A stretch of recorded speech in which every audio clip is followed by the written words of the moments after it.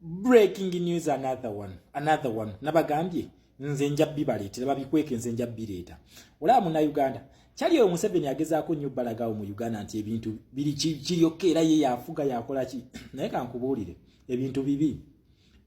bibi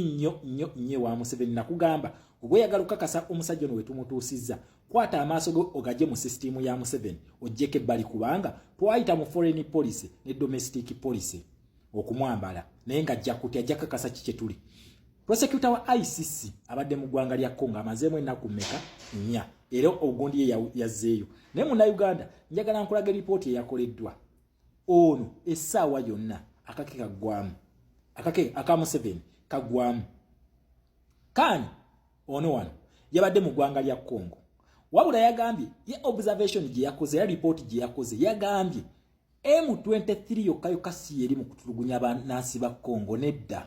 waliyo ebibinja ebisoba mu 10 naye ebibinja byonna teyabitunuuliza maaso n'akugamba bali M23 ne Allied Democratic Forces lwaki ebibinja bino ebirala by'abaana ba Congo banansi ba Congo ebibinja ebigwira ebiri mu ggwanga lya Congo ebiri mu kutta banansi waliyo M23 ne Allied Democratic Forces n'akugamba nti Allied Democratic Forces zino zakuliyetingibwa mu Uganda ekibinja kino kyatandikibwawo mu Uganda mwaka gwa 1995 bye byenjogera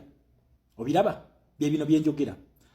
kyetugenda okukola mu Uganda kiri bwe waliwo abantu bangi nnyo nga sinerabira mwadde mu nsaba spiritual revolution mwagala kumanya Museveni yalya enkwe mu Kasaka endagaano y'omukasaka mugiwulira endagaano eyo ya Buganda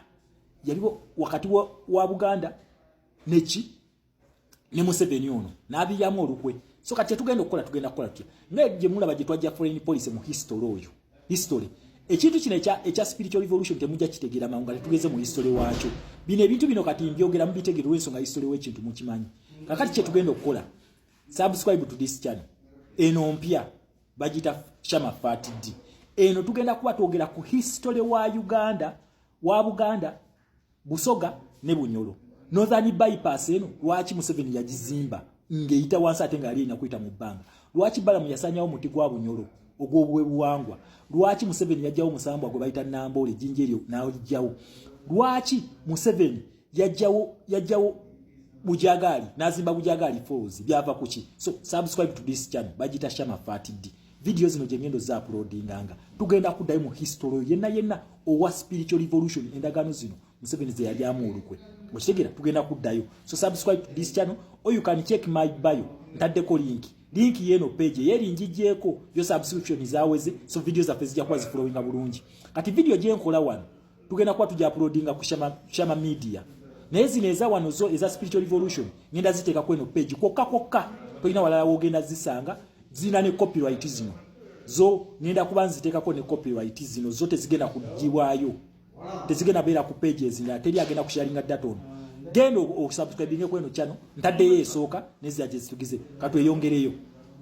prosecutor wa ICC wamaze okukola ekintu ekyo kiki Museveni kyakoze mwawulidde bomu ebbiri ezakubya abantu mu ggwanga lya Congo bomu zino ebbiri tezabadde z'abantu ba Congo zabadde za kuba nanga yakulira electoral commission y'eggwanga lya Congo iyalangirirani Tshisekedi ku ntebe nanga okitegera ekintu ekyo kakati nanga wamala okuwamba kuba nanga ono wa River Alliance si wa M23 wabula Kagame pressure yabagenda kenyenyenye y'amaanyi bagamba katwete omwana wa Congo nga wakola mu Uganda nti akozesa abaganda bafabu ba Elias Lukwago babesije bamasaya Mpuuga n'abazanyisa ddate okuzanya abantu baabwe kati ne Congo we yakikola wabula bano bananga nawe ne bamuyitamu we bamala okukikola ne bamuyitamu kati eggoma bali mu kweyawula bagamba M23 yawule mu Congo lwa international pressure eteekeddwawo nti amagye ga Congo ga Rwanda galina okuddayo ewaabwe n'obubinja buno butali bwa Congo bulina okuddawa ewaabwe kakati nabo advantage eno bagirabye then ne makanika kye yali akola mu Bukavu makanika n'agamba Kagame tokyalina ky'ongamba Kagame kiki yakola n'abakubisa gundi drone okitegera ekintu ekyo natta makanika ne bakapiteni abalala bali abantu bawera 40 be yatta kati yabadde agala n'okukolewa mu Goma bomu eno yaganye okukwata makanika nanga bomu teyamukubye yakubye bantu ba bulijjo ko olukungana lwabadde lw'amaanyi nnyo bomu yakubirwa abantu ba bulijjo wabula mu kwekaza Kagame kiki yakoze yagambye nti government yagiteze Tshisekedi n'amugamba prove it nti yateze bomu eyo byabalemye kati mukwekazaakaza bagamba nti M23 egenda kwa advancinga towards the south. Luno lwe lutalo lwe twagala towards the south. Kyekiriyo oba oyingira Burundi Burundi ebbanga lunaona Ndashimiye yabadde akimanyi nti Kagame wava ku Congo adda Burundi. Kakati M23 yalangiridde negamba egenda kwa advancinga ngedda mu south ebe eyingira Burundi naye ate mu Burundi awo njagala mujjukire waliwo n'amagye ga South Africa yamugamba esasi limu ne wekiba kisosonkole ne kigwa mu base yaffe kitegeeza Rwanda olangiridde olutalo gwe M23. Kakati tulinze bagenda kutuukiza kye bayogedde bagenda kukkirira wansi tulindiridde nze nagaye update zonna ngenda kubanzi kuwa okitegeera